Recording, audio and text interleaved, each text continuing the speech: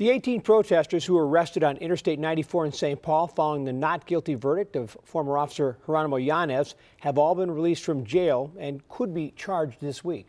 Yeah, today evidence in the case will be released by the BCA, which includes interviews with Officer Yanez. And as you know, Tim, we didn't hear any of that during the case. We're also going to get a look at a critical video, and Ellery McCardle is here with more on that. Yeah, guys, it's that dash cam video that we've been talking about, and it shows the shooting taken from Officer Yanez's squad car. Up until now, we've just seen the aftermath of the shooting from Diamond Reynolds. She streamed it on Facebook Live, and today we're expecting to get a hold of that dash cam video played multiple times during that trial. And remember, jurors re-watched it as they deliberated this case. This evidence is expected to bring out even more emotions, similar to what we saw last night at a community meeting. Why is it the way that it is? Why? I should be able to drive comfortably, walk comfortably, sit outside comfortably, just like everyone else should be able to. Well, that is video from a conversation held in St. Paul last night. People talked about their frustration with the trial and the oppression they feel in the community. Diamond Reynolds was there, and she's speaking out for the first time since Yanez's acquittal. Coming up at 6:30, what she says about life almost 1 year after Castile's death. Kim? Thank you, Ellery. Acclaimed Minnesota author Marlon James is commenting on the Yanez verdict. His essay, Smaller and Smaller and Smaller, has gone viral since he published it on Facebook on Saturday. Marlon James writes, quote, "I have a big global voice, but a small local one because I don't want to be a target and resent that in 2017, that's still the only choice I get to have." James writes about how he decided to stop being big physically, even losing weight with the hope that it might make him seem less threatening, though being slight of build did not save Philando Castile. A lot of questions being asked this morning following the death of Otto Warmbier, the American college student who was sentenced to 15 years of hard labor in North Korea. Warmbier was returned to the U.S. after spending 15 months in a coma. We get the details from Melissa Colorado. Hi there, Tim. Otto's parents had less than a week to spend time with him. He was in a coma throughout all of that time, unconscious and unresponsive. Otto Warmbier was a college student on a tour of North Korea when he was jailed last year for stealing a propaganda poster. His sentence, 15 years of hard labor. The North Koreans claimed he contacted botulism and slipped into a coma after taking a sleeping pill. The U.S. doctors who treated him say otherwise. They claim Otto suffered a brain injury that was possibly triggered by a heart attack. At the White House, President Trump expressed his sympathy for Otto's parents. He spent a year and a half in North Korea. A lot of bad things happened, but at least we got him home to be with his parents, where they were so happy to see him, even though he was in very tough condition.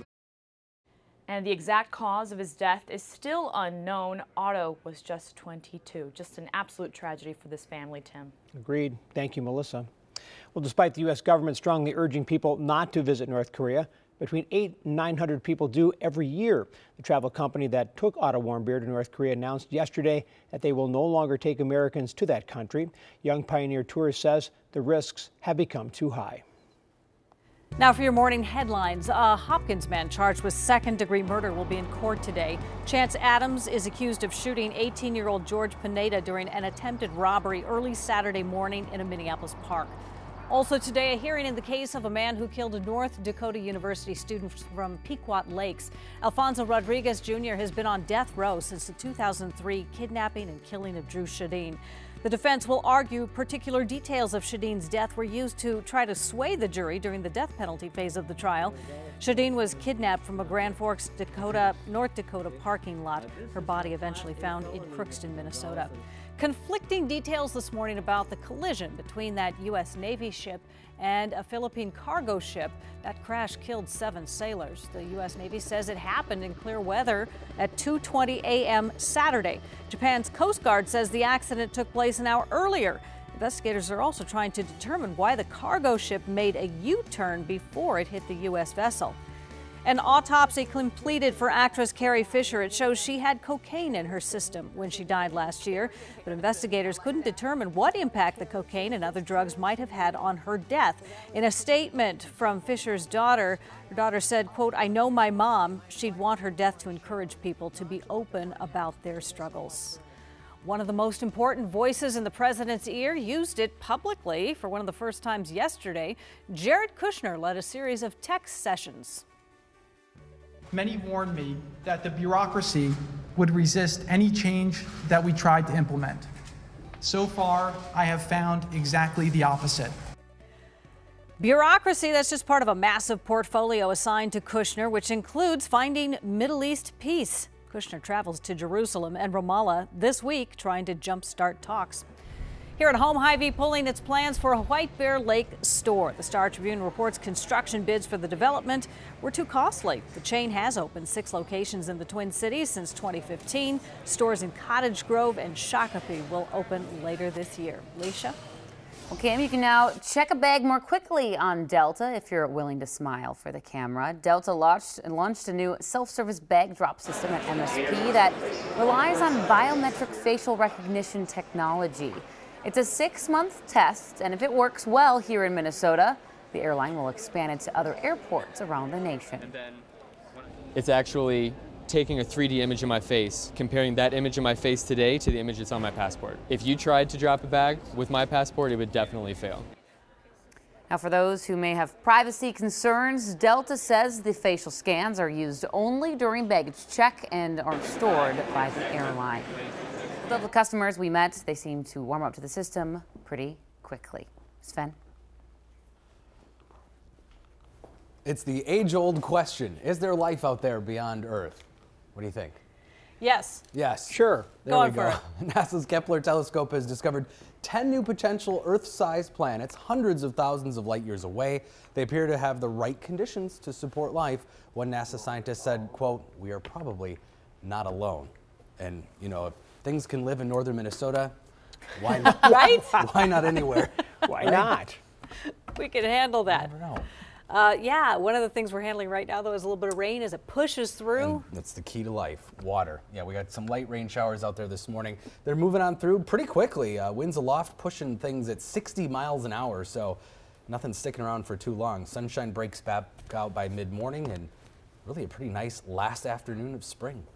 And still tracking that reported rollover in the North Metro. Highway 10 eastbound at 694. Looks like they're blocking off that road. Still trying to get some information. We had reports that car hit some power lines. So again, still working on that, and hopefully we'll have an update here in just a few minutes. Sounds good. Thanks.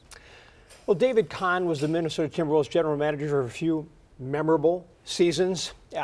While David Kahn had his influence on a lot of moves the team made between 2009 and 2013, none more indelibly seared into the collective brains of Timberwolves fans than that fateful draft night of 2009. On that night, Kahn drafts not 1, not 2, but 3 point guards. They all play the same position. None, Golden State superstar and NBA MVP Seth Curry. Well, one of the players Kahn drafted, Ricky Rubio, is still with the team. The part that defines the draft is Kahn bypassing Curry multiple times before Curry then goes on to become an elite NBA superstar. Now, in a Sports Illustrated article, Kahn explaining the reason he passed over Curry was because Curry's dad, former NBA player Del Curry, told him not to pick Steph, and that Curry's agent said there would be, quote, hell to pay if Kahn did. Does this pass the smell test? No, it does not, because even if you think he's valuable, you draft him And then trade him. and you trade him. You know the weird thing? I don't remember. I don't remember this. Oh, I don't remember that. We've had so many wonderful nights like that in Minnesota, but that one on a whole nother level. And you watch him every time you watch him play and just go, we could have had him 3 times. I blocked it. All right, this morning, the fight over health care growing louder in Washington as the Senate sets a date to vote on their controversial health bill. Also, there's a family trying to nab a nanny, great pay, great benefits, but the one sticking point, they believe their house is haunted. Oh, there's that. Sweltering heat, damaging storms, and deadly dust. Summer ushers in violent weather across the country.